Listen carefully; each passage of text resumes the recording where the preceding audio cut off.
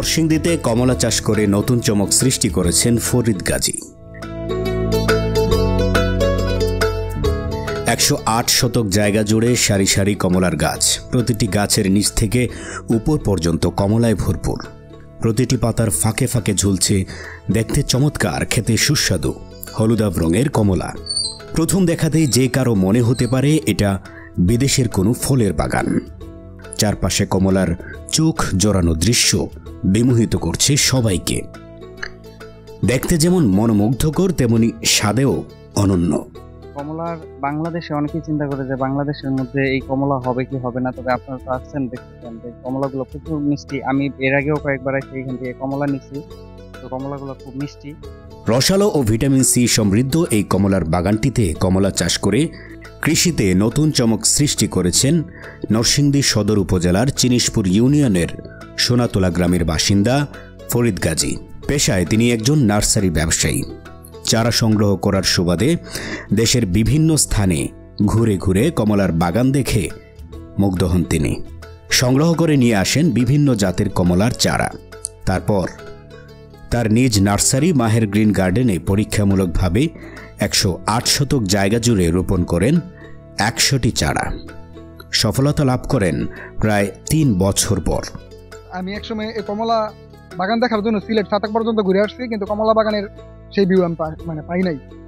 ইন্ডিয়ার দার্জিলিংয়ে আমি যাবো এরকম একটা প্ল্যান আছে, কিন্তু হঠাৎ দেখলাম যে বাংলাদেশে কমলা চাষ করছে কিছু কিছু জায়গায়। এটা ভালো হয় না। আমি যেহেতু নার্সারি করি, নার্সারির সাথে সম্পৃক্ত অনেক আগে থেকেই, আমি চিন্তা করলাম যে কমলার কোন জাতটা বাংলাদেশে সবচেয়ে বেশি ভালো হয় বা আমরা করতে পারি সহজে। তো সেই জাতটা আমরা 7-8টা কমলার জাত যেগুলো বাংলাদেশে হয় এরকম ভ্যারাইটি আমরা সংগ্রহ করে তারপরে আমার বাগানে রোপণ করেছি। আমার এখানে ১০০-র উপরে কমলা গাছ রোপণ করা আছে বিভিন্ন জাতের। তো এই গাছটা আছে মনে হয় ৩০ থেকে ৪০টা মাদার গাছ আর কি। এগুলো আমরা এই যে জাতটা, এটা যদি একটা গাছের হিসাব করি মোটামুটি ৪০-৫০ কেজি কমলা আসে। সর্বনিম্ন ছোটখাটো হিসাব যদি করি ৫০ টাকা করে যদি কেজি বিক্রি করি পাইকারি, ৫০ টাকা কমলা নাই, তাও আমার মোটামুটি এখন কমলার দাম ২০০০ টাকা আসতেছে। যদি কেউ করতে চায় অবশ্যই তারা একটু কেয়ার করবে, একটু যত্ন করবে, সঠিক সময় সঠিক জিনিসটা প্রয়োগ করবে, আমাদের সাথে কন্টিনিউ যোগাযোগ করবে, তাহলে তাদেরকে আমরা সাজেশন দিয়ে দেবো। তারা লস খাবে না, যেটা আমরা লস নিয়েছি। কারণ আমরা যেহেতু নার্সারি করি, আমাদের অনেক টাকা ইনভেস্ট করে আগে মাদার গাছ রোপণ করতে হয়, এটার রেজাল্ট দেখে তারপরে আমরা এটা চারা তৈরি করি। আমার কথা হচ্ছে সবাই একটা চাকরির পাশাপাশি অন্য একটা আউটসাইড ব্যবসা চায়। আমার কথা হচ্ছে এই গাছগুলা বা কমলা গাছ, পেয়ারা গাছ, আম গাছ যারা রোপণ করতে চান করবেন, কিন্তু শুধু একটা রকম নির্ভরশীল পাশাপাশি কাজ করবেন। আপনার যদি সাকসেস হয় অনেক ভালো সাকসেস হবে যদি সময় দিতে পারেন। ফরিদ গাজীর এই কমলা বাগানের মনোমুগ্ধকর দৃশ্য আকৃষ্ট করে সবাইকে। যেমনভাবে এসব দৃশ্য দেখতে ভারতের দার্জিলিং সহ দেশের বিভিন্ন প্রান্তে ছুটে যান ভ্রমণ পিপাসু মানুষেরা, ঠিক তেমনি ফরিদ গাজীর কমলা বাগানেও এমন দৃশ্য দেখতে বাগানে ভিড় জমাচ্ছেন দেশের বিভিন্ন প্রান্ত থেকে ছুটে আসা দর্শনার্থীরা। প্রথমত অনেক সুন্দর একটা জায়গা, আর দ্বিতীয়ত হচ্ছে কমলা বাগান আমাদের নরসিংদীতে তেমন নাই বললেই চলে। যেহেতু আমরা আসছি এখানে অনেক কমলা খাইছি, আর কমলাগুলা সত্যি অনেক মিষ্টি। অবশ্যই লাভবান হবে যদি কিনা সে সঠিকভাবে কাজগুলো করতে পারে। আপনারা যদি এখান থেকে কমলা বাগান থেকে যদি কমলার চারা নেয়, ওনার থেকে যদি বুদ্ধি পরামর্শ নেয়, তাহলে অবশ্যই ভালো হবে, যেহেতু উনি অভিজ্ঞ।